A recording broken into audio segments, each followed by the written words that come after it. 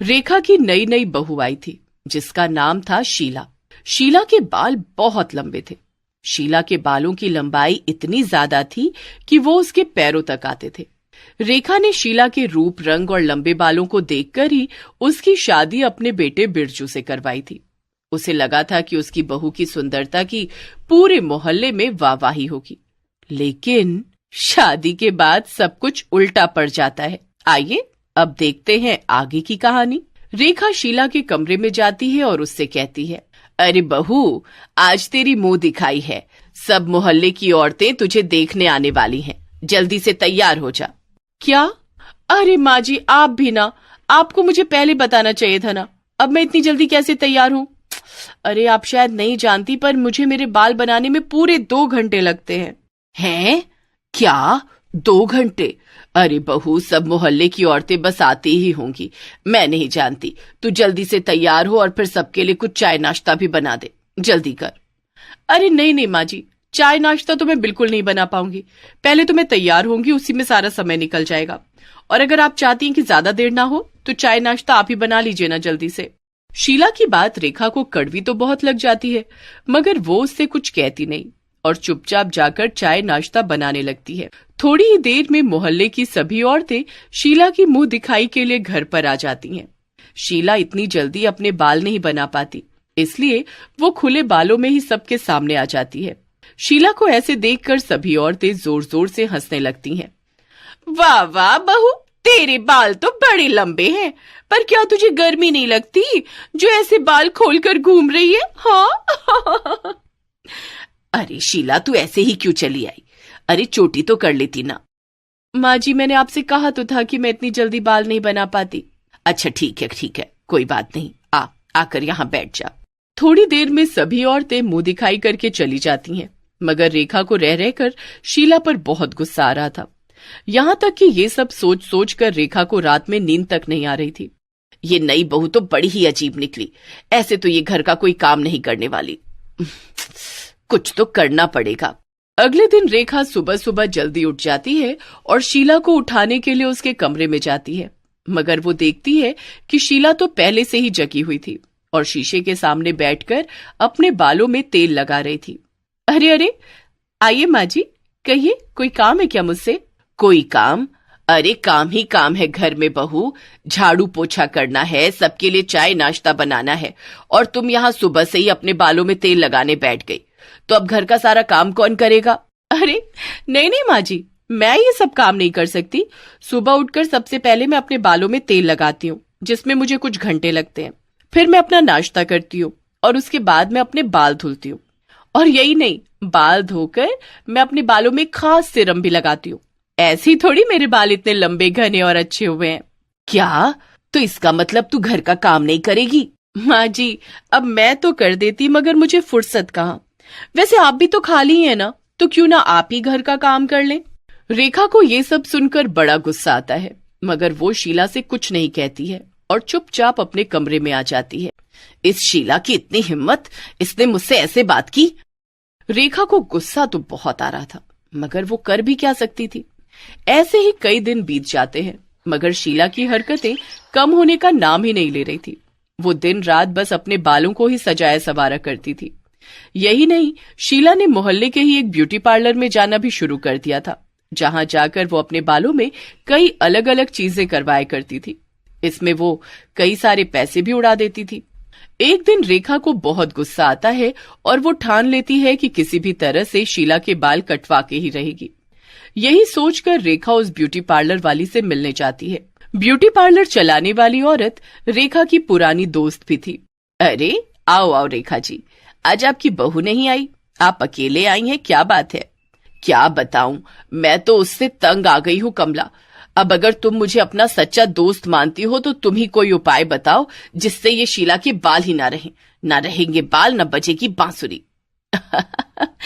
तुम्हारा मतलब है कि ना रहेगा बांस, ना बजेगी बांसुरी।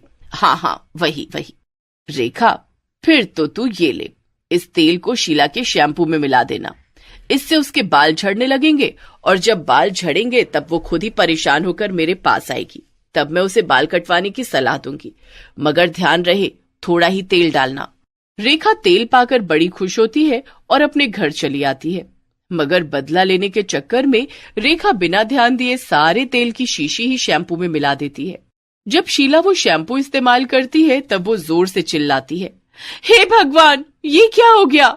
शैम्पू इस्तेमाल करने के बाद शीला के थोड़े नहीं बल्कि सारे बाल ही झड़कर नीचे गिर गए थे।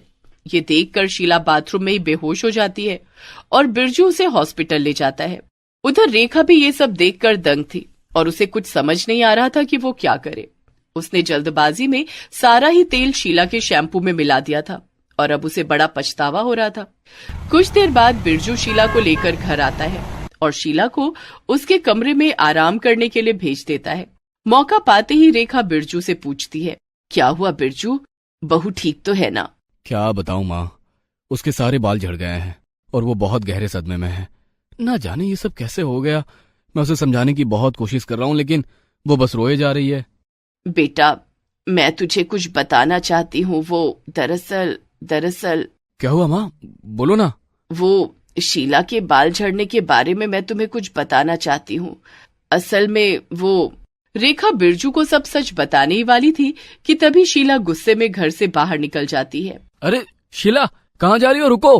बिरजू और रेखा दोनों शीला का पीछा करते हुए उसी पार्लर में पहुंच जाते हैं जहां पर शीला आखिरी बार गई थी।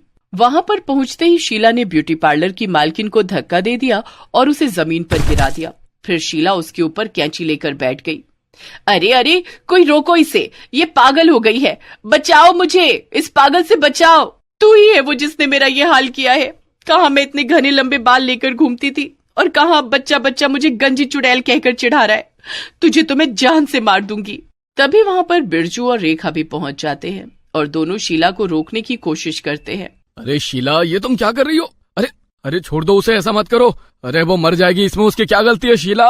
और क्या, वैसे भी मैंने तुम्हारे बाल नहीं उड़ाए हैं, इसमें तो तुम्हारी सास का ही हाथ है। मैंने वही किया जो उन्होंने मुझसे करने को कहा था। मेरी सब में कोई भी गलती नहीं है।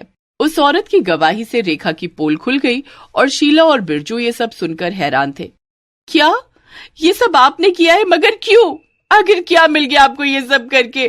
क्यों आपने मेरी जिंदगी बर्बाद कर दी? हाँ माँ, आखिर आपने ये सब क्यों किया? अपनी ही बहू के साथ कोई ऐसा करता है क्या भला? अरे तो मैं और क्या करती बेटा, ये सारा सारा दिन बस अपने बाल बनाती रहती थी, घर के किसी काम को हाथ नहीं लगाती थी और मुझे पलट कर जवाब भी देती थी। इतना ही नहीं, इसके चक्कर में सारे मोहल्ले वाले मेरा मजाक उड़ा रहे थे। तो इसलिए आपने मुझे गंजा कर दिया ताकि लोग आपका मजाक न उड़ाएं और आपके घर के काम अच्छे से हो सके। अरे नहीं नहीं, मैंने ये बिल्कुल भी नहीं चाहा था। मैं तो बस इतना चाहती थी कि तुम्हारे थोड़े से बाल कम हो जाएं ताकि तुम घर पर ध्यान दो, लेकिन ये तो पूरी गड़बड़ हो गई। मुझे माफ कर दो शीला, मैं नहीं चाहती थी कि तुम्हारे सब बाल झड़ जाए। रेखा को ऐसे माफी मांगते देखकर शीला कुछ भी नहीं बोली और वापस घर चली गई। उसकी चुप्पी देखकर सभी लोग हैरान थे। चलो माँ, घर चलो, शायद शीला ने आपको माफ कर दिया है। हम घर चलकर उससे बात करेंगे। अभी चलो यहाँ से, यहाँ काफी तमाशा हो चुका है। बिरजू रेखा को लेकर घर आ गया, लेकिन शीला अपने कमरे से बाहर नहीं आई। अगले दिन सुबह सुबह जब रेखा नहाकर निकली तो शीशे में खुद को देखकर बहुत तेज चिल्लाई, नहीं, ये क्या हो गया। उसकी चीख सुनकर शीला और बिरजू भी वहां आ गए। रेखा के सर के भी सारे बाल झड़ गए थे और अब वो भी शीला की तरह ही गंजी हो गई थी। ये सब क्या है? ये कैसे हो गया माँ? आपके भी सारे बाल कैसे झड़ गए? अरे मुझे क्या पता, मैं तो बस नहाने गई थी, न जाने कैसे मेरे सारे बाल एक साथ झड़ गए। मुझे कुछ समझ नहीं आ रहा कि ये सब कैसे हो गया। तभी रेखा की नजर शीला पर जाती है और वो एकदम शांत खड़ी थी। उसकी चुप्पी बहुत कुछ कह रही थी। शीला, तू इतना चुपचाप क्यों खड़ी है? कहीं इसमें तेरा हाथ तो नहीं है ना? बड़ी देर में समझ आया मेरी प्यारी सासू माँ। आपको क्या लगा था कि आप मुझसे माफी मांगेंगी और मैं सब कुछ भूल जाऊंगी? जी नहीं, अब जितने दिन मेरे सर पर बाल नहीं होंगे उतने ही दिन आपके सर पर भी नहीं होंगे। अब हम दोनों मिलकर घर का काम करेंगे और सभी बच्चे अब हम दोनों को बराबर चिढ़ाएंगे। क्यों, ठीक है ना? क्या ये क्या मजाक चल रहा है मेरे घर में? पहले तो माँ और तुम भी शीला, तुम लोगों ने तो इस घर को लड़ाई का मैदान बना रखा है। मैंने तो सिर्फ वही किया जो मेरे साथ हुआ था और अब हिसाब बराबर हुआ, और ये तो अपने कर्मों का फल है ना। ओहो, जो मन में आए वो करो। मैं तो जा रहा हूँ यहाँ से। ये पागलपन देख देख कर मेरा तो दिमाग ही खराब हो रहा है। बिरजू गुस्से में वहां से चला गया और शीला की बात सुनकर रेखा खिसिया कर रह गई। लेकिन अब वो कर भी क्या सकती थी, क्योंकि ये सब था तो उसके कर्मों का ही फल। अब जो घर लंबे बालों वाली बहू के नाम से जाना जाता था, वो दो गंजी सास बहू की जोड़ी के नाम से जाना जाने लगा।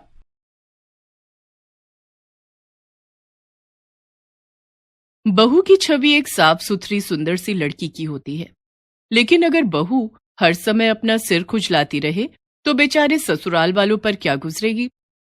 ऐसा ही होता था स्वाति के ससुराल वालों के साथ, क्योंकि स्वाति के सर में था जुओं का बसेरा। तो चलिए देखते हैं जुएं वाली बहू। स्वाति हर समय अपना सिर खुजलाती रहती थी, जिसे देखकर उसकी मां नीलम बहुत गुस्सा करती थी। हर समय बस सिर खुजलाती रहना, तुझसे ये तो नहीं होता कि सर में जुएं वाली दवाई लगाकर शैम्पू कर ले और बालों को साफ रखे। अपने आलस के मारे तू हम सबके सिर में भी जुओं का घर बनवा देगी। मां की बात सुनकर स्वाति अपने कमरे में चली जाती है। स्वाति कॉलेज में पढ़ती थी और उसके सर में बहुत जुएं थी। वो अपने लंबे और घने बालों को कभी ठीक तरीके से साफ नहीं रखती थी और ना ही उनकी अच्छे से देखभाल करती थी। घर हो या कॉलेज, उसके बगल में कोई नहीं बैठना चाहता था। शाम को घर के सारे लोग बैठकर टीवी देख रहे थे, तभी स्वाति भी वहां आ जाती है और अपनी मां नीलम के बगल में बैठ जाती है। तभी नीलम जोर से चिल्लाती है, स्वाति दूर हट जा यहां से, मेरे बगल में बैठने की जरूरत नहीं है। लेकिन क्यों मां? ऐसे पूछ रही है जैसे तुझे कुछ पता ही नहीं है। तेरे सिर में बहुत जुएं हैं, वे जुएं मेरे सिर में भी अपना घर बना लेंगे। नीलम स्वाति को डांट ही रही थी कि तभी स्वाति के पिता महेंद्र ऑफिस से घर आते हैं और वो नीलम से कहते हैं, स्वाति का माँ, कल स्वाति को देखने के लिए लड़के वाले आ रहे हैं, तुम स्वाति को अच्छे से तैयार कर देना। अपनी लाडली से तुम ही कहो कि अपने बालों को जरा साफ कर ले। लड़के वालों के सामने सिर खुजलाती रहेगी तो इसकी शादी कभी नहीं होगी। स्वाति वहीं बैठकर अपने माता पिता की बातें सुन रही थी। उसने अपनी माँ से कहा, तुम चिंता मत करो माँ, कल सुबह मैं पार्लर जाकर अपने बाल धुलवा लूंगी और कोई अच्छा सा हेयर ट्रीटमेंट ले लूंगी, इससे मेरे बाल अच्छे दिखेंगे। जो करना है कर, लेकिन अगर जुओं की वजह से तेरी शादी नहीं हुई ना तो तेरी खैर नहीं। दूसरे दिन स्वाति ब्यूटी पार्लर जाकर अपने बालों में शैम्पू करवाती है और अपने बालों में एक अच्छा सा हेयर ट्रीटमेंट लेकर घर आ जाती है। शाम को उसे देखने के लिए लड़के वाले आ जाते हैं। लड़के वालों को स्वाति बहुत पसंद आ जाती है और कुछ दिनों के बाद स्वाति की शादी अरुण से हो जाती है। ससुराल में आते ही जब स्वाति की सास उससे कहती है, स्वाति बहू अपने पैर से इस कलश को गिरा दे और घर के अंदर आ जा। स्वाति जैसे ही कलश को गिराने के लिए अपना एक पैर उठाती है, तभी उसके सिर में जुओं के काटने से बहुत खुजली होने लगती है और स्वाति अपने हाथ से अपना सिर खुजाने लगती है, जिस कारण स्वाति का बैलेंस बिगड़ जाता है और वो गिर जाती है। अरे क्या हुआ बहू, तू गिर कैसे गई? स्वाति का पति अरुण उसे संभालता है और उठाता है। तभी स्वाति की ननद रिमझिम अपनी माँ से कहती है, अरे माँ, भाभी के सिर में खुजली हो रही थी, कहीं भाभी के सिर में जुएं तो नहीं? नहीं नहीं, मेरे सिर में जुएं नहीं है। लेकिन तभी स्वाति की सास मंजू की नजर स्वाति के घूंघट पर जाती है। उसके घूंघट पर जुएं चल रही थी। रिमझिम, तू सही कह रही थी, बहू के बालों में तो इतनी जुएं हैं कि वे घूंघट तक आ पहुंचे। माँ, अब तो भाभी हम सबको भी जुओं का प्रसाद बांट देगी। तू चिंता मत कर, मैं इसके बालों में जुओं को मारने वाली दवाई लगा दूंगी। अगर आप लोगों का जुओं का पुराण खत्म हो गया हो तो क्या हम दोनों घर के अंदर आ सकते हैं? हाँ हाँ बेटा, अब तुम दोनों घर के अंदर आ जाओ। घर में आने के बाद स्वाति और अरुण आराम करने लगते हैं। दोनों बहुत थके हुए थे। स्वाति को तो फौरन नींद आ जाती है, लेकिन स्वाति के बगल में सोने के कारण जुएं अरुण के सिर में चली जाती हैं और वो रात भर अपना सिर खुजलाता रह गया। दूसरे दिन स्वाति सुबह उठ जाती है, लेकिन अरुण की नींद नहीं खुली। उसकी मां मंजू उसे जगाने के लिए आती है। अरुण, उठ जा बेटा, दिन निकल आया है, पूरे दिन सोता ही रहेगा क्या? सोने दो ना माँ, मैं रात भर नहीं सोया हूँ। रात भर मेरे सर में खुजली होती रही और मैं अपना सर खुजाता रहा। हे भगवान, हम तो जुएं वाली बहू घर ले आए। अब तो उसके सिर की जुएं हमारे सिर में भी ट्रांसफर हो जाएंगी और हमारी रातों की भी नींद हराम हो जाएगी। मंजू स्वाति को जुएं मारने वाली दवाई लाकर देती है और कहती है, स्वाति बहू, इस दवाई को रात में अपने सिर में लगा लेना और सुबह उठकर शैम्पू कर लेना। लेकिन माँ जी, मैं रात भर इस दवाई को अपने सिर पर लगाकर नहीं रह सकती। इस दवाई को लगाने से मेरे सिर में बहुत जलन होती है। स्वाति बहू, जलन तो होगी ही, लेकिन इससे तेरे सिर की जुएं खत्म हो जाएंगी। लेकिन स्वाति अपनी सास की नजर बचाकर उस दवाई को फेंक देती है और अपनी सास से झूठ बोल देती है कि उसने वो दवाई अपने सिर पर लगा ली है। कुछ दिनों के बाद स्वाति के ससुराल में कुछ रिश्तेदार खाने पर आने वाले थे। स्वाति बहू, बरेली वाले चाचा चाची जी और कानपुर वाले मौसा मौसी जी और उनके बच्चे सब कल हमारे घर आ रहे हैं। वो सभी खाना खाकर जाएंगे, तो तू कुछ अच्छा सा डिश बना लेना। जी माँ जी, आप बिल्कुल फिक्र मत कीजिए, मैं उन सब के लिए बहुत बढ़िया सी कई तरीके की डिश बनाऊंगी। दूसरे दिन स्वाति रसोई में जाकर मेहमानों के लिए पकवान बनाने लगती है, लेकिन तभी उसके सिर में बहुत खुजली होने लगती है और वो आटा बेसन से सने हाथों से ही अपना सिर खुजलाने लगती है। हे भगवान, मेरा सिर तो फिर से खुजलाने लगा। इसे खुजलाकर कितनी राहत मिलती है। अपना सिर खुजलाते हुए ही स्वाति मेहमानों के लिए खाना बनाती है। दिन में जब सारे मेहमान घर पर आते हैं, तब स्वाति की सास मंजू स्वाति के कमरे में जाती है और स्वाति से कहती है, स्वाति बहू, बाहर रिश्तेदार आ गए हैं, तू बाहर आकर सबसे मिल ले और सर पर घूंघट रख कर आना। जी माँ जी, अभी आती हूँ। सर पर घूंघट तो रखना ही पड़ेगा, नहीं तो सारे लोग मेरे सर की जुएं देख लेंगे। स्वाति मन ही मन सोचती है, बाहर कैसे जाऊं, मेरे सर की जुएं तो मेरे सर को बहुत काट रही हैं। ओह, कितनी खुजली हो रही है मेरे सर में। सबके सामने अपना सिर भी नहीं खुजा सकती, लेकिन अब जाना तो पड़ेगा ही, नहीं तो माँ जी नाराज हो जाएंगी। थोड़ी देर के बाद स्वाति अपने सिर पर घूंघट रखकर बाहर ड्राइंग रूम में आती है और सभी रिश्तेदारों के पैर छूकर उनके आशीर्वाद लेने लगती है कि तभी स्वाति के सिर से उसका घूंघट थोड़ा सा सरक जाता है और उसकी चाची सास उसके सर में जुएं चलते हुए देख लेती हैं। वो बहुत जोर से चीखती हैं, बहू, तू दूर हट हट, मेरा पैर छूने की कोई जरूरत नहीं है। क्या हुआ चाची जी? तेरे सर में तो बहुत जुएं हैं, तेरे सर की जुएं हमारे सर में भी आ जाएंगी। तभी स्वाति की मौसी सास को स्वाति के बालों में लगा आटा और बेसन भी दिखाई दे जाता है और वो भी कहने लगती हैं, इसने तो खाना बनाते समय अपने हाथों से अपने सर को खुजाया है और फिर उन्हीं हाथों से खाना भी बनाया है। इसके बालों में आटा और बेसन अभी तक लगा हुआ है। मंजू, अपनी बहू को थोड़ा साफ सुथरा रहना सिखा दो और जब इसके सर से जुएं चली जाएं तब हमें खाने पर बुलाना। तेरी बहू तेरे रिश्तेदारों का क्या स्वागत करेगी? वो तो अपने सिर में जुएं के रिश्तेदारों को दावत पर बुलाए बैठी है। सारे रिश्तेदार बिना खाना खाए वहां से चले जाते हैं, जिससे स्वाति के ससुराल वाले बहुत नाराज हो जाते हैं। अरुण बेटा, स्वाति बहू को उसके मायके छोड़ा और जब तक इसकी जुएं ठीक ना हो इसे वापस लेकर मत आना।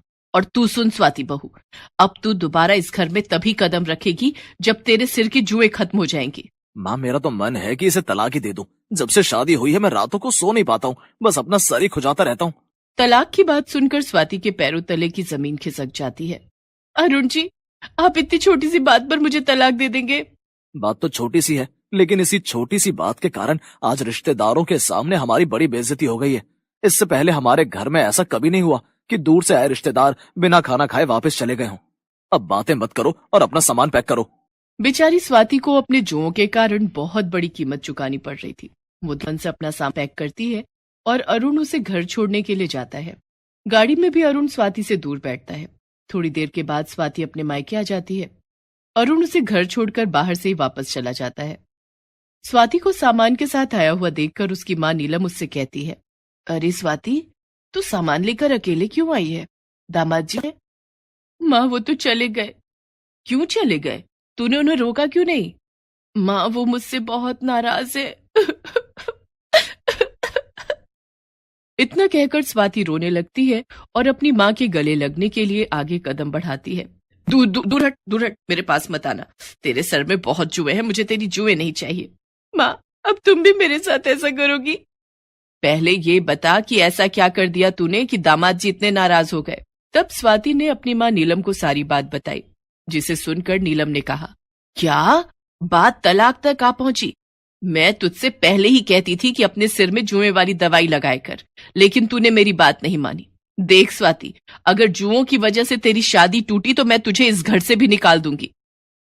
अपनी माँ की बात सुनकर स्वाति फूट फूट कर रोने लगती है और मन ही मन सोचती है, इन जुओं के कारण सब मुझसे दूर चले गए हैं। मुझे हर हाल में अपने सर की जुओं को खत्म करना ही होगा। स्वाति अपने आंसू पोंछती है और उसी समय मेडिकल स्टोर जाती है और जुएं मारने वाली दवाई लेकर आती है।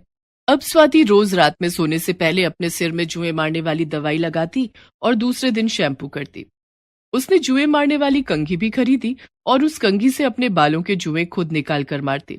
इस तरह 1 महीने तक स्वाति ने अपने सर से जुओं को भगाने के लिए खूब मेहनत की। 1 महीने के बाद स्वाति के सर से सारी जुएं चली गई थी। उसने अपने पति अरुण को फोन करके ये बात बताई। अरे वाह, अगर ऐसा है तो मैं तुम्हें लेने कल ही आ रहा हूँ। और दूसरे दिन स्वाति अपने पति अरुण के साथ अपने ससुराल आ जाती है। Please subscribe this channel.